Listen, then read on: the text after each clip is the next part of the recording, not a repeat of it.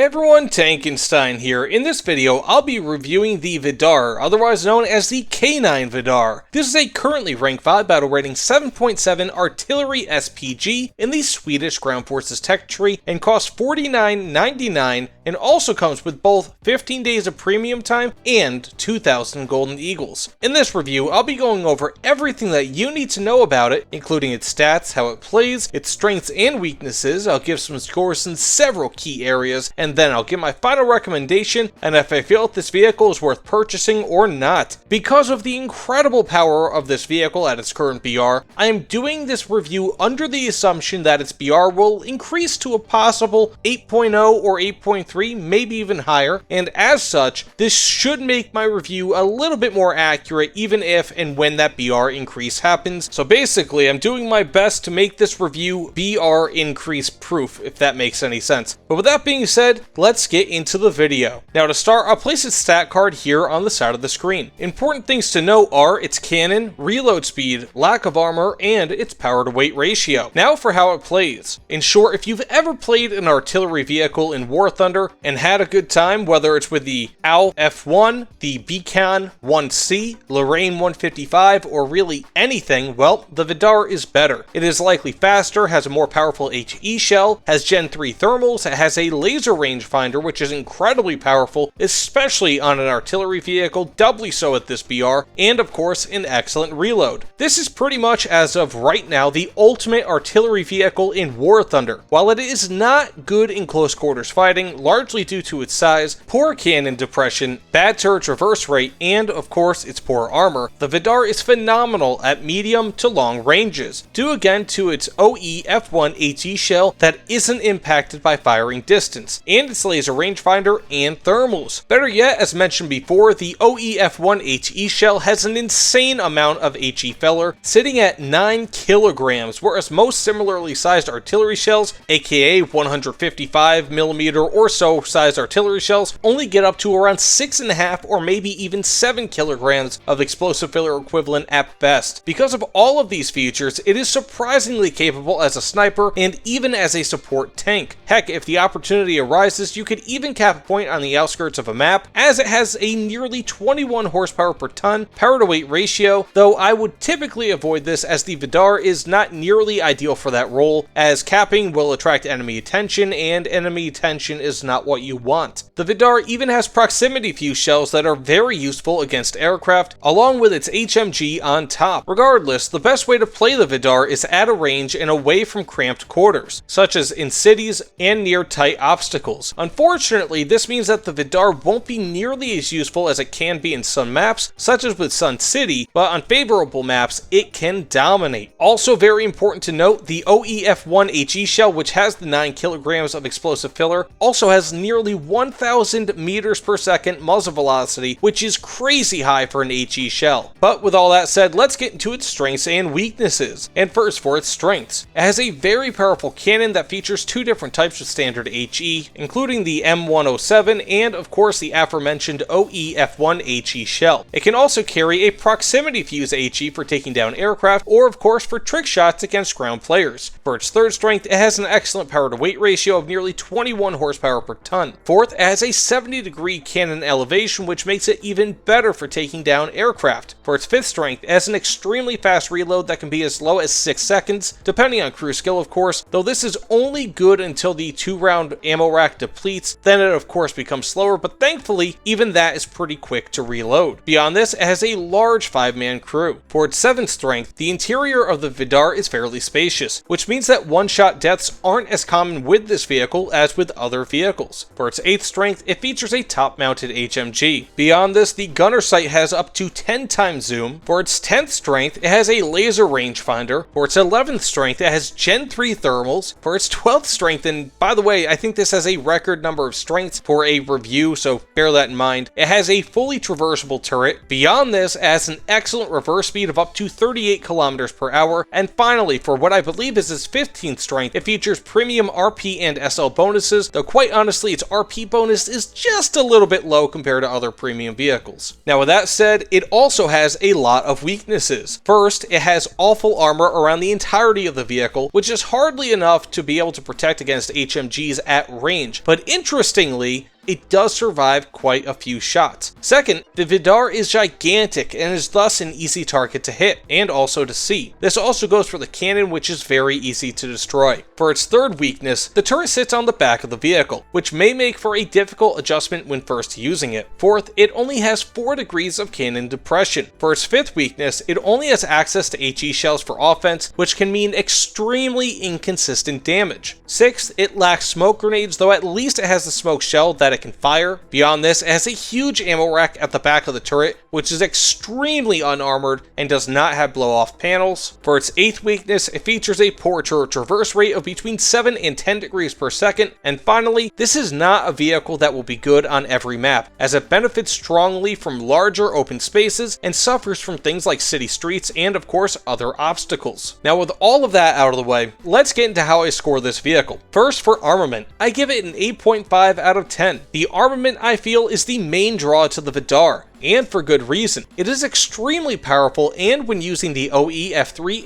HE shells, you have a tremendously high chance of one-shotting most enemies from any range and any angles. Of course, you will occasionally not kill an enemy, but of course you have a fantastic reload rate to make up for that and fire a second shot. Further, the Vidar has a laser rangefinder and thermals, both of which aren't typically seen until 9.0 BR and beyond. Whether the Vidar ever gets to that BR is anyone's guess, but I can easily see this thing having a BR increase simply because of its armament capabilities. Quite literally on top of this, it features an HMG for air defense and can also of course take out lightly armored vehicles, while also having versatile proxy fuse shells. The only real negatives here are that the HE shells can be a little bit inconsistent with their damage, and the cannon depression is poor, though of course not terrible, being that it's -4 degrees. For comparison, the Swedish BCAN 1C cannon has only -2 degrees of cannon depression. Now with that said, for its mobility, I give this a 7.5 out of 10. Both for this type of vehicle and for this BR, the Vidar has excellent mobility. While it doesn't quite match top tier MBTs or light tanks for example, it doesn't need to, as well it's not in top tier, and it's also of course not doing that sort of role, as this is a long range artillery piece or sniper. Regardless of how you decide to play it, the Vidar's nearly 21 horsepower per ton power to weight ratio is great, and almost makes it feel like an artillery version of the Object 120. Now for survivability, I give this a 3.25 out of 10, although I'm kind of wanting to also give it a 3, but I'll go with a 3.25. While the Vidar is obviously very thinly armored, it is still very large and has a fairly spacious interior, saving it from a lot of one-hit kills. Even still, this is one of the most lightly armored vehicles beyond 7.0 BR, and is thus an easy target for most. It has just enough armor to stop some HMGs at a range, but anything larger, especially autocannons and MBT shells, will typically destroy this vehicle with relative ease, though the spaciousness of the interior could force a second shot to get a kill. But after all, survivability is not what this vehicle is made for, being that this is an artillery piece not meant to see the front lines. Even still, it does quite well and is more survivable than even a lot of light tanks. Now with that said, overall, I give it a 7.5 out of 10. When used in its role, which is almost exclusively as a sniper or support tank, the Vidar is an incredibly powerful vehicle that, even if its BR is increased to 8.0 or even 8.3, I could still see it being just as effective as it is now. It has an amazingly powerful 155mm HE shell with 9 kilograms of explosive filler equivalent, excellent mobility, and understandably mediocre survivability that really isn't even all that bad, largely due to the spaciousness of the crew compartment. In all, the Vidar is a terror to enemies on the battlefield and feels better than most similar BR vehicles by a good margin. Now with that said, do I recommend this vehicle? In general, yes, I do, but with a few very important notes. While this can be a very fun vehicle to use, it can also be extremely frustrating due to its lack of armor and somewhat inconsistent damage. It is an extremely fun vehicle that, more often than not, results in a good amount of kills per match and also results in having a good time. You just need to realize that this is not necessarily the most consistent vehicle in War Thunder, Thunder, nor is it the most beginner-friendly vehicle either. It will struggle on several maps due to the terrain and obstacles, and absolutely dominate on other maps, whereas other tanks, such as the premium Stridsvagn 81 RB52, will be at home in nearly every map in all conditions. The Vidar is extremely unbalanced, strongly favoring armament and even speed over armor, and also has a very large hull. If you can reconcile with these fairly massive flaws, this is a great vehicle, and is honestly one of the most fun premiums that I've used in a long time. Using these big gun HE tanks is just incredibly fun, and feels like you're hitting players in Super Smash Bros.